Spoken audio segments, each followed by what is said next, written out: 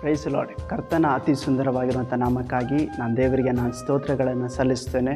ವಿಶೇಷವಾಗಿ ಸತ್ಯವೇದ ಭಾಗದಲ್ಲಿ ಯೆಹೋಶುವನು ಬರೆದ ಗ್ರಂಥ 1ನೇ ಅಧ್ಯಾಯ ಅದರ 5ನೇ ವಚನ ಈ ರೀತಿಯಾಗಿ ಹೇಳುತ್ತೆ, ನಿನ್ನ ಜೀವಮಾನದಲ್ಲೆಲ್ಲ ಒಬ್ಬನು ನಿನ್ನ ಮುಂದೆ ನಿಲ್ಲನು, ಮೋಶೆಯ ಸಂಗಡ ಇದ್ದ ಹಾಗೆ ನಾನು ನಿನ್ನ ಸಂಗಡ ಇರುವೆನು ಎಂಬುದಾಗಿ ಕರ್ತನ ವಾಕ್ಯ ಹೇಳುತ್ತೆ. ಇವತ್ತು ನಮ್ಮ ಜೀವನದಲ್ಲಿ ನನಗೆ ಯಾರೂ ಸಹಾಯವಿಲ್ಲ, ನನಗೆ ಸಹಾಯ ಮಾಡುವವರಿಲ್ಲ. ಇವತ್ತು ನನ್ನ ಕುಟುಂಬ ನನಗೆ ಸಹಾಯವಿಲ್ಲ, ನನ್ನ ಸ್ನೇಹಿತರು ನನಗೆ ಸಹಾಯವಿಲ್ಲ, ನನ್ನ ಬಂಧುಗಳು, ನಾನು ನಂಬಿದಂಥ ಆತ್ಮೀಯರು ಯಾರೂ ಸಹ ನನಗೆ ಸಹಾಯವಿಲ್ಲ ಎಂಬುದಾಗಿ ಅನೇಕ ಸಾರಿ ನಾವು ನಿರಾಶೆಯಲ್ಲಿ ನಮ್ಮ ಜೀವನದಲ್ಲಿ ನಾವು ಹೋಗ್ತಾ ಇರ್ಬೋದು.